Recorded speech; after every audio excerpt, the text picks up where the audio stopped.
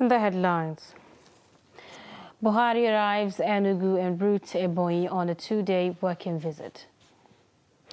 APC extends sale of nomination forms as PDP reschedules primaries. Goodluck Jonathan describes late Yar'Adua as a soldier of truth. And new dust storm hospitalizes more than 1,000 people across Iraq. Hello and welcome to Trust TV News Update. I am Zainab Bala.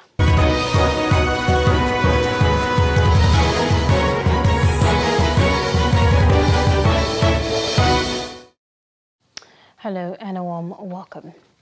President Muhammadu Buhari has touched down at the Akanu Biam International Airport, Enugu, where he would en route to Oburu in Ohazara local government area of Ebonyi State. The president's jet arrived Enugu, where he was received by Enugu Governor Ifeanyi Ugwuanyi and his Ebonyi counterpart, David Umahi, and other top government officials. The president is expected to inspect the ongoing work at the international airport in Onueke in Eze South local government area of the state. Now, at the moment, he has commissioned the King David Medical University, Uburu, and some roads project in the area. UN Secretary General Antonio Guterres says fighting terrorism must be multidimensional, as solely adopting the military option will not stop the activities of insurgents. The UN Secretary General spoke on Thursday to newsmen at State House, Abuja, after a meeting with President Muhammadu Buhari. Kainde Amodu reports. The UN Secretary General is meeting President Buhari off the back of an assessment of the situation in Borno State. President Buhari says Nigeria is grateful that the world has not forgotten it in its fight against terrorism. Coming at a time when the entire global attention is focused on the unfortunate situation in Ukraine, we in this region are feeling already that the world is forgetting about us. There can be no better assurance that the world is with us as we confront extremist terrorist organizations, hunger, and the enormous problems of dealing with millions of displaced people than this important visit. Having seen for himself efforts by all stakeholders to stabilize the Northeast, the UN scribe attests that the situation in the region gives room for hope, and this success was not done by solely adopting the military option. It is simple. I saw it in Borno. If you fight terrorism just militarily, the terrorists will strike back. But if you fight terrorism militarily and address the root causes of terrorism, terrorism will no longer have a chance to persist. With the Russia-Ukraine war holding the world captive, the UN Secretary General is giving assurances that the attention on the two warring countries will not crowd out other issues in other parts of the world. We have not decreased our action in all other parts of the world. And my appeal is for those that support financially the United Nations not to divert funds from other humanitarian and development forms of cooperation to the Ukraine crisis, but to put additional contributions for that crisis, not undermining the efforts in humanitarian and development cooperation that are taking place all around the world. It has been an interesting 2 days for the UN Secretary General in Nigeria, and it seems he's taking back to New York a positive impression about how Nigeria is handling its security crisis. From State House, Abuja, Kainde Amodu, Trust TV News. Now, a very emotional piece. Today marks 12 years since the demise of former Nigerian President Umaru Musa Yar'Adua. He died on the 5th of May 2010. 12 years after his death, former President Goodluck Jonathan remembered his boss as a selfless leader and a peacemaker. Taken to his official Twitter handle, the former president wrote, "Umaru Musa Yar'Adua is no longer with us today, but his strides in public life continue to testify for him and keep his memory alive." Former President Goodluck Jonathan described late President Yar'Adua as a soldier of truth and a true Democrat, adding that he was a servant leader and a good man, type that is hard to find. According to the former president, his boss was committed to justice, equity, and other democratic virtues.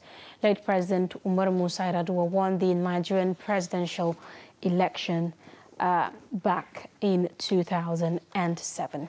The key legacies of the Umaru Musa Yar'Adua administration were his efforts towards reforming Nigeria's flawed electoral system, which had brought him into power. He is today fondly remembered by many Nigerians. The All Progressive Congress National Working Committee on Wednesday extended the party's sale of expression of interest and nomination forms for the 2023 general election. The National Publicity Secretary of the All Progressive Congress, Felix Morka, disclosed this in a statement on Wednesday. According to Morka, in the revised timetable issued by the APC National Organizing Secretary, Suleiman Muhammad Argungu, the last day for submission of completed forms and accompanying documents is now Wednesday, May 11, 2022. Also, congresses to elect local government area, state and national delegates will now be held from Thursday, 12th May to Saturday, 14th May 2022. The National Working Committee of the main opposition People's Democratic Party, the PDP, has rescheduled its primary elections. A statement by Debo Olugunagba, National Publicity Secretary of the party, said the governorship primaries is now slated for Monday, May 23rd, 2022, while the senatorial district primaries comes up on Saturday, May 21st, 2022. Part of the statement also said the House of Representatives primaries is now set for Friday, May 20th, 2022, and State House of Assembly State Constituency Congress is for Wednesday, May 18th, 2022. The party also said on Tuesday, May 10th, 2022, the Local Government Area Congress is to elect one national delegate per local government area and one person living with disability in the 774 local government areas. The Abia State government has declared Thursday as public holiday to enable residents to participate in the ongoing voters registration exercise in the state. The one-day holiday is to enable those who are yet to take part in the exercise to do the needful in fulfillment of their civic rights and responsibilities, a statement from the government said. Accordingly, all markets, schools, government and other public offices are to be closed to ensure full participation. The government believes public participation in the voters' registration exercise in the state has been lower than expected. Elsewhere, Governor Umar Zulum of Borno State has declared his intention to run for a second term as governor of the state. The governor made this known when the leadership of 150 Borno clubs handed over a check of 50 million naira for the purchase of nomination form and expression of interest form on his behalf. The report. At the early hours of Wednesday morning, hundreds of coalition members comprising clubs, groups, professional bodies in academia, health sector, marketers, transport unions and women groups marched to the Borno State Government House chanting campaign songs.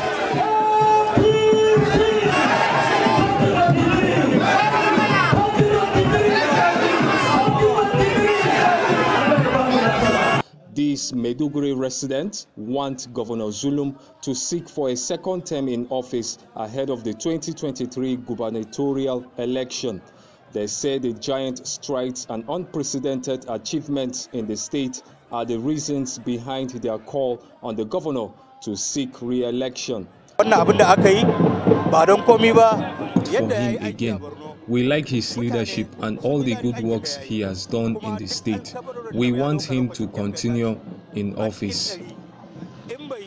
We want to feast in Maiduguri, but now we have a peace. Then the continuity is help us to help us feast in Maiduguri. So now we have already seen on the ground what is the governor do for us. Governor Umar Zulum, who received the supporters, accepted the check of 50 million naira from the leadership of the Coalition for Zulum Good Governance Continuity Group. He said he is willing to contest for another term as governor of Borno State.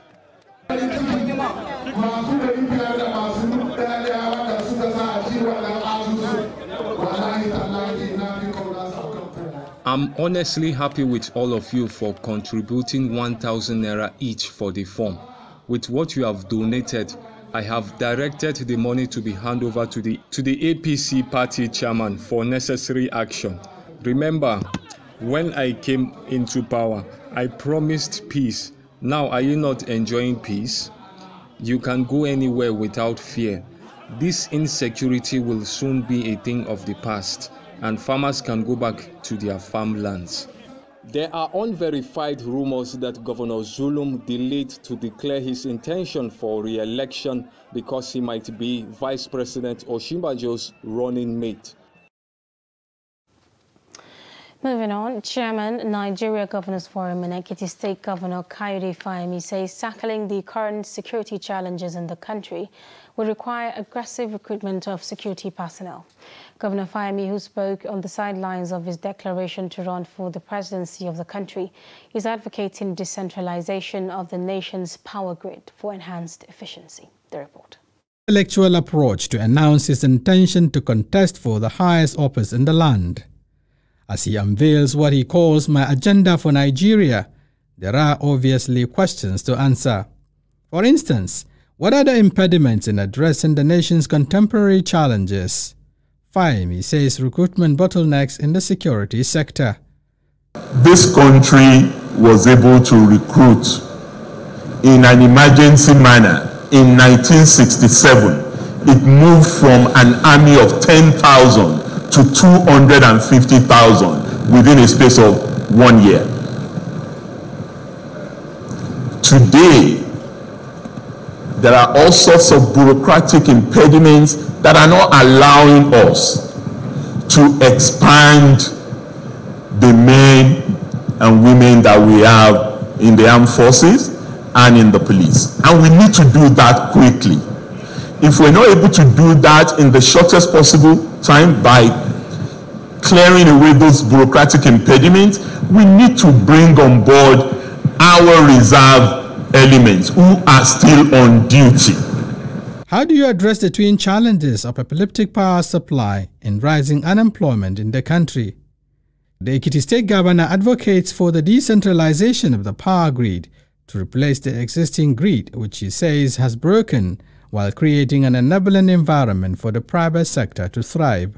It's time to do away with a national grid.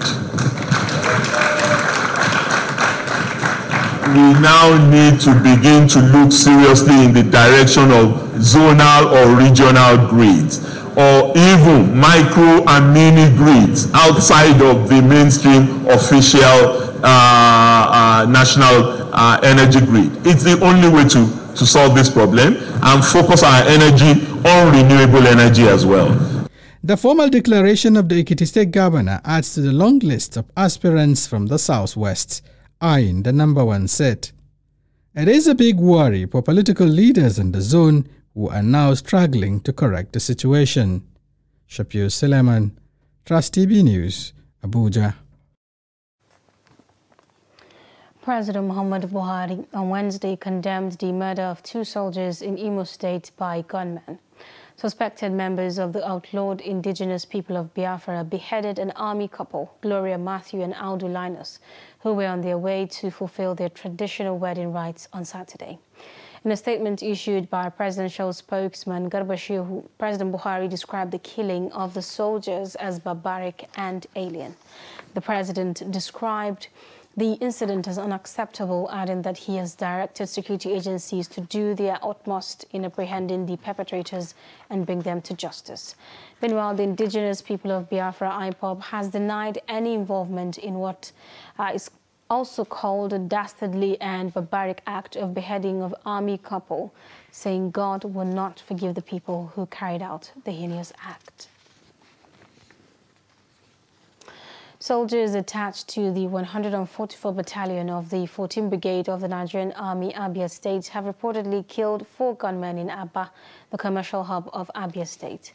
The incident, which reportedly happened at about 2 p.m. on Wednesday, took place at the Urata-Aba axis of the Enugu-Port Harcourt Expressway. It was gathered that the gunmen wearing black attires had marched through popular streets and markets on Wednesday, warning traders and residents of a sudden imposition of a 2-day sit-at-home order slated for Thursday and Friday.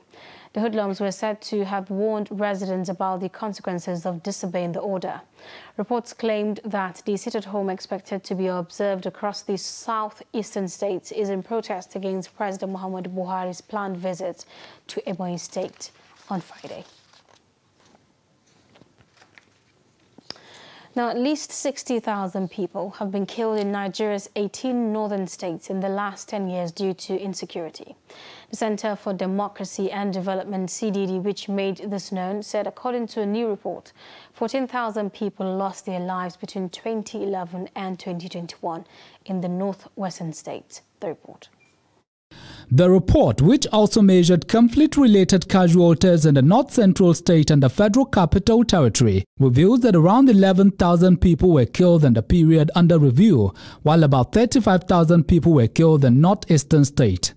Tracing similar development in casualties across other geopolitical zones, CDD in the report disclosed that similar development continued to fuel the ugly situation, especially lack of education, absence of state actors, economy war, security forces, cultism, land use dispute, ethnicity, religion, failure of justice system, overstressed security forces, among others. In the south-south region of the country, sea piracy and robbery remains key concerns as illegal bunkering, political violence, hazardous farmers' clashes, oil spill, cultism, marginalization, human trafficking, ritual killing are said to be fueling violence and insecurity. According to the report, the growing insecurity and violence in the country were also fueled by shifting livelihood, circulation of small arms and light weapons, corruption and inadequate access to justice, geographical and regional dynamics, as well as ideological grievances. The report went on to say increasing prevalence of misinformation and disinformation across traditional and new media spheres have deepened public anxiety and intergroup tension about the mounting insecurity in the country and the state responses to it. The report reveals that the development equally traverses the southwestern state, especially cases of hazardous farmers' clashes and political issues, leading to kidnapping, rape, arson, as well as innate communal unrest and division. To address the prevailing situation, CDD said local and national stakeholders will need to be willing to try new approaches to curtail insecurity, stressing that the kinetic approach favored by the federal government may remain a mirage. You're watching Trust TV News Update. Coming up, Gombe State Government echoes message of peace. Stay with us.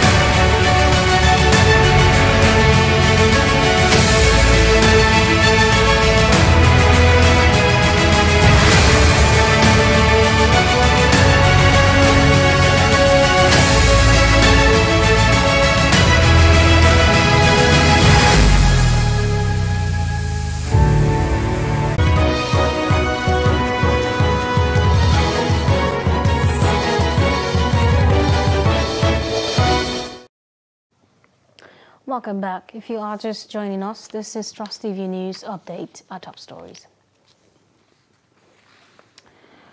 President Muhammadu Buhari arrives Enugu en route Ebonyi on a 2-day working visit. APC extends sale of nomination forms as PDP reschedules primaries. Still ahead, Governor Inuwa Yahaya of Gombe State has urged people in the state and Nigeria at large to embrace peaceful national development. The governor spoke in an interview with newsmen after a cellular reception at the government house in Gombe. Ibrahim Ismail reports.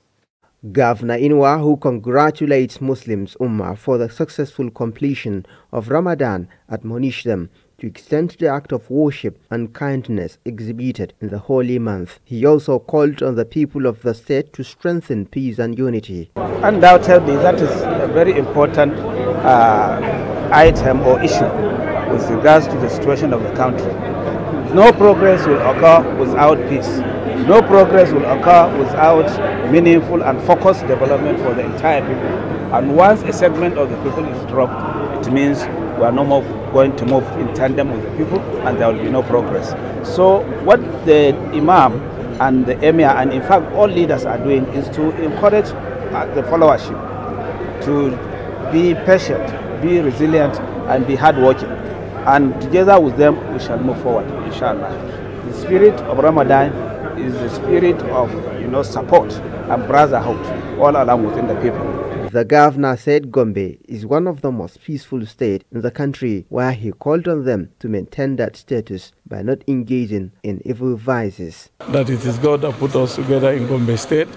We have some Christians, we have some Muslims. If God wants everybody to be Muslim in Gombe State, everybody would have been Muslim. If God wants everybody to have been Christian in Gombe State, all of us would have been Christians.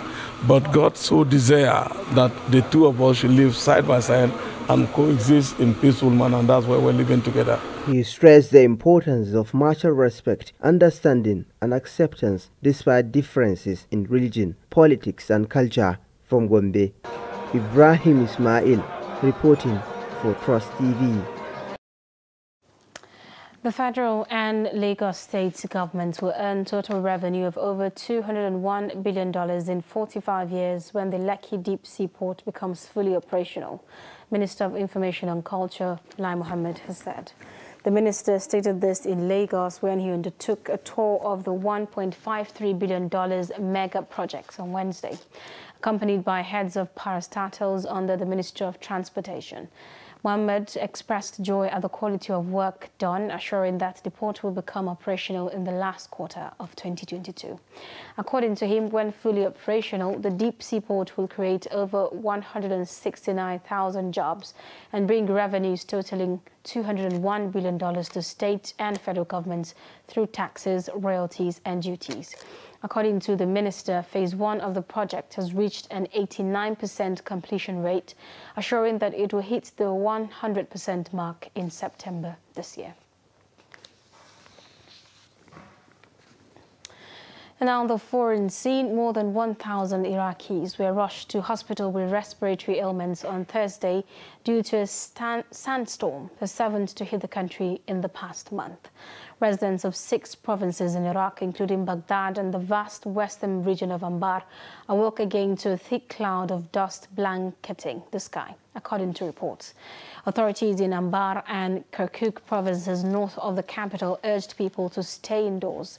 Anas Qais, a health official, said hospitals in Anbar province received more than 700 patients with breathing difficulties. The central province of Salahuddin reported more than 300 cases, while the central province of Diwaniyah and the province of Najaf south of Baghdad each recorded about 100 cases. Iraq is particularly vulnerable to climate change, having already witnessed record low rainfall and high temperatures in the past few years. Experts say these factors threaten to bring social and economic disaster to the war-scared country. And in sports, Celta Vigo striker Santi Mina has been sentenced to 4 years in prison after being found guilty of sexual abuse. Mina will appeal against the verdict and jailed if the appeal fails. David Golda, who plays for Spanish second-tier side Ibiza, was found not guilty after being accused of being an accomplice. Mina was accused of raping a woman in a camper van in 2017 where she had gone with Golda. Her lawyer said Golda did nothing to stop Mina from raping her. Mina and Golda said the woman consented to their sexual relations. Now, Munu Desire Coffee is bringing attention to the world's e-waste menace by using dead mobile telephone keyboards in his art. Take a look.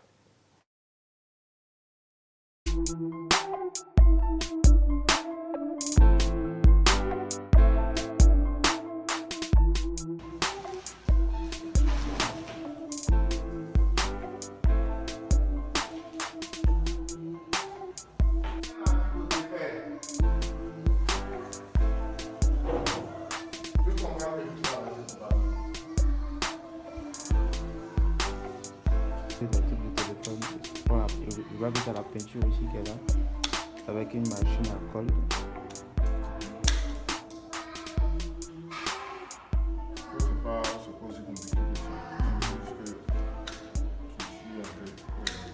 Bon, je peux dire que depuis le lycée, j'étais bon, vu que j'étais dans une école artistique, donc j'étais déjà dedans, mais j'ai commencé à vraiment, j'ai décidé vraiment de rentrer dans une carrière professionnelle depuis 2018, début 2018.